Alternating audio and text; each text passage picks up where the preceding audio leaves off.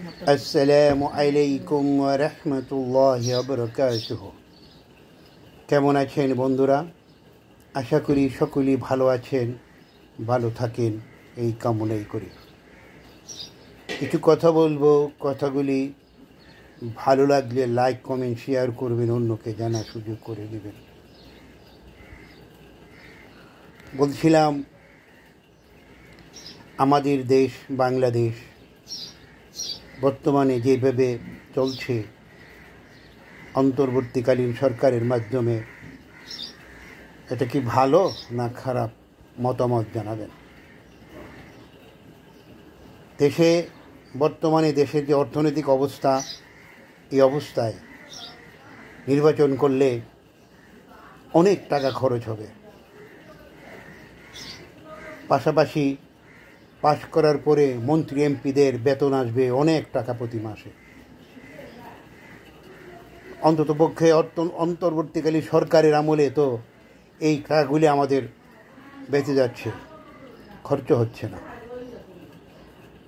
2 নম্বর কথা হলো, সংস্কারের যে কথা বলা হয়েছে, সংস্কারের কিছুই হয় নাই। এখনও আমাদের আইন ব্যবস্থাকে পুরোপুরি স্বাধীন করে দেওয়া হয় না। বিচার বিভাগকে পুরোপুরি স্বাধীন করে দিতে হবে। পাশাপাশি যেখানে দুর্নীতিগুলো হয়েছে, এগুলির বিচার হতে হবে। এই সব কিছু কমপ্লিট করার পরে দেশে নির্বাচন হলে জাতির জন্য অনেক মঙ্গল হবে। তবে আমার মনে হয় অনেক রাজনৈতিক দল তাড়াহুড়া করে নির্বাচন চাচ্ছে।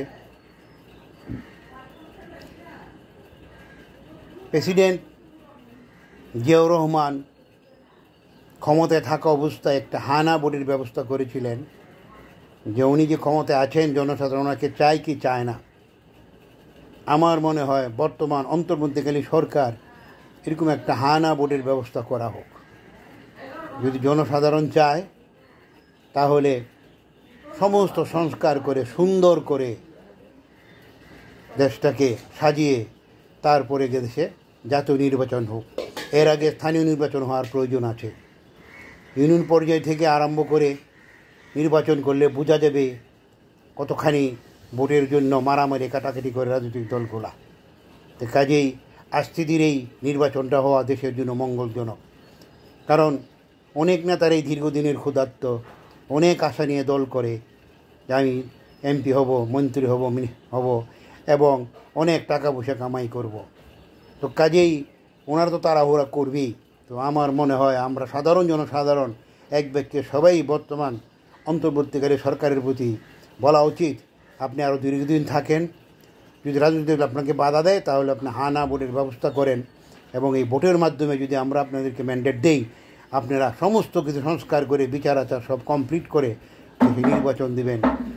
এটাই সঠিক কথা, এই বলে আমি শেষ করলাম।